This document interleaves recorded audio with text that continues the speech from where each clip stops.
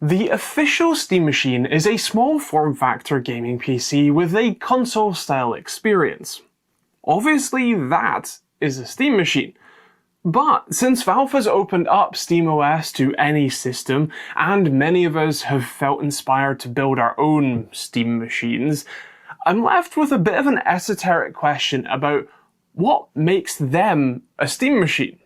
So, if you'll permit my pedantry for a handful of your precious minutes, I'd like to explore that in far too much detail. The concept of a Steam machine is actually a lot more vague than you might think at first blush. The original Steam Machine concept wasn't a Valve original hardware box, but basically just a licensing deal with existing PC makers like Alienware and Zotac to make small form factor living room HTPCs that ran Valve's then fledgling Linux-based operating system.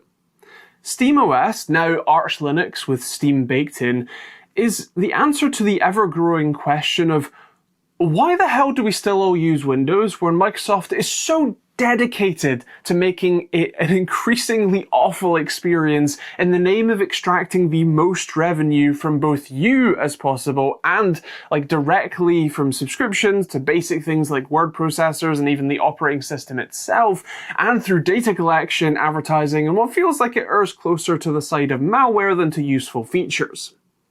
A long question, I know. Still, SteamOS appears to be the very core of what a Steam machine must have, both originally and today. SteamOS has one unique trick no other OS has right now, at least to the same degree anyway, which is two dedicated modes of operation.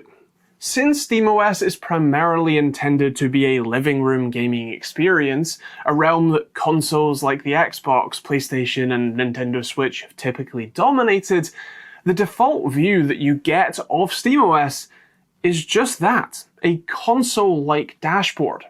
You get big icons, scrollable lists and tabs, and is clearly meant to be navigated most easily with a controller rather than a mouse and keyboard. You have a slide-in menu for your different pages like the store, library, and settings, and everything here is both large enough to see from across your living room and easy to control with a joystick or D-pad. However, should you want to hook up a mouse and keyboard, or use Valve's very funky touchpad-enabled controller, you can, from the power menu, switch to desktop mode. Desktop mode offers you, as you might expect, a pretty standard-looking desktop PC environment. This option, the ability to have both a full desktop and full console-style experience, and have the two so separated such that one doesn't limit the other's performance, as in the desktop mode is fully suspended when in gaming mode and vice versa, is a truly unique feature. That means that this can be the console that you want, when you want it, but then if you need to do some homework, switch to desktop mode, and then if you want a powerful desktop for video editing or programming or game development, it can do that too. Then, switch back to game mode and voila, you've got a console again. So our definition of a Steam machine is just any system that runs SteamOS then?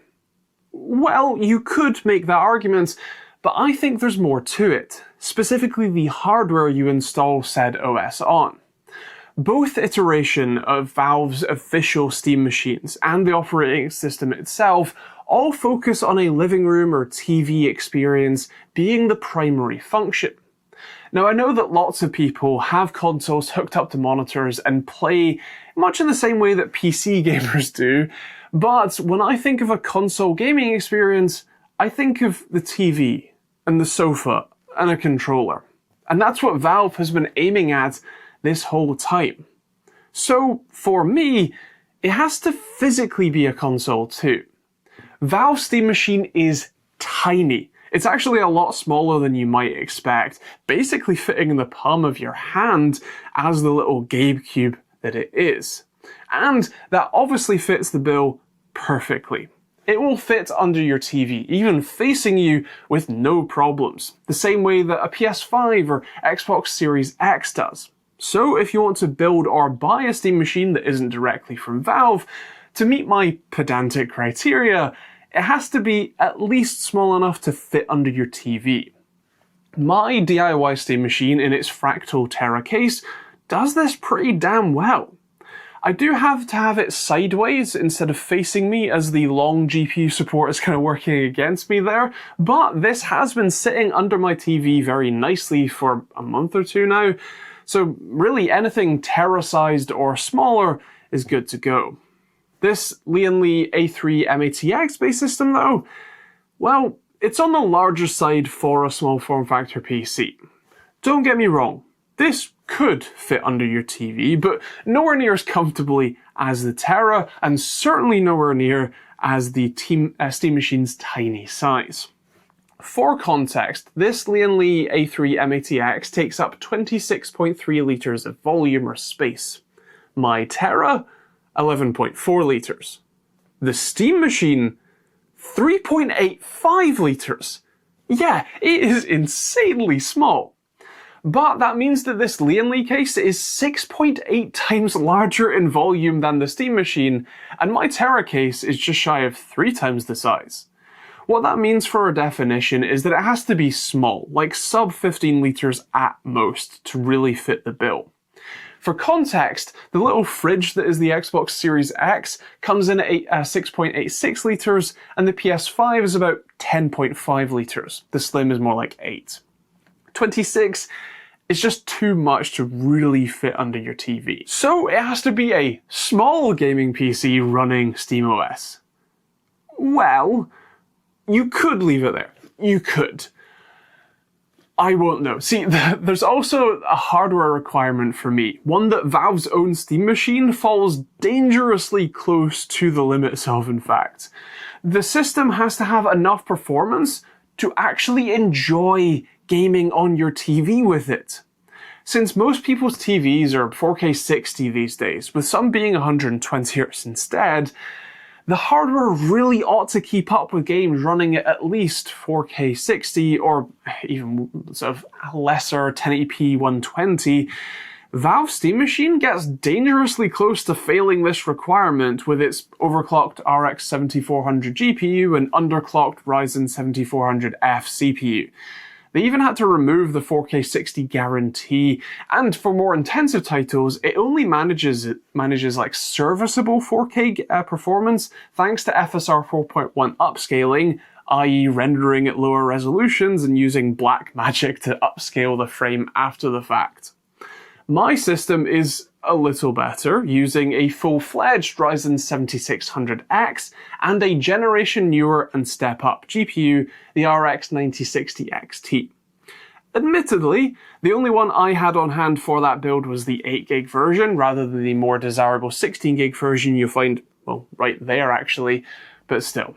It's a decent bit faster and will more than happily game at 4K on my TV with pretty much any game I fancy. Although for the more intensive ones, you still definitely benefit from upscaling for sure. I should note though that this isn't a brand specific requirement.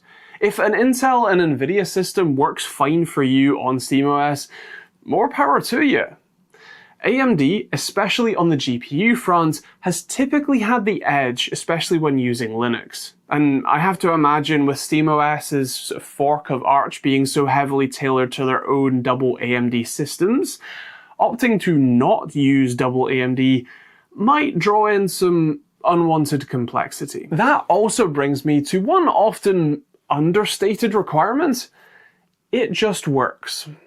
This is a phrase we often use when describing things we are annoyed we like. Apple's walled garden ecosystem just works, so we get stuck in it. Consoles bring a level of it just works to gaming that, at least on PC, used to be more elusive. The Steam machine, for me anyway, is, I guess, a vision of PC gaming that just works. Now, you could quite rightfully argue that basing your gaming PC on Linux is antithetical to that vision, and that's something that Valve has worked ridiculously hard to improve over the years through Proton in particular, but still. The hardware just works. You turn it on, and it just turns on. No blue screens, no crashing because your hardware isn't quite compatible. It just works. The final requirement I might also lob into the mix feels like it's sort of a contradiction of the performance rule, which is that it also has to be cool, quiet, and efficient. Valve Steam Machine is the king for this.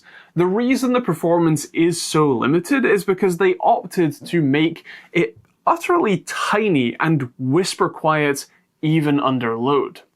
The severely underclocked CPU is so limited purely so that they can keep the thermal output low while still giving the most power possible to the GPU and keeping it at console level power consumption too.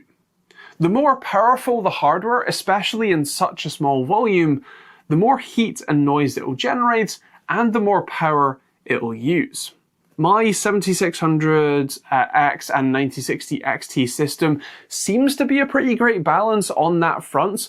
Obviously, there's more power consumption and therefore heat output than the Steam Machine, but it's also practically silent when we're gaming with it. That's a pretty big deal, and it offers a decent bit more performance too, sort of balancing the cool, quiet, and efficiency with the actual horsepower requirement too. So to be a Steam Machine, your system has to be small, sub 15 liters I'd guess, have enough power to play games at 4K 60 or at least 1080p 120, but also be quiet, cool, and efficient enough to comfortably exist with it in your living room.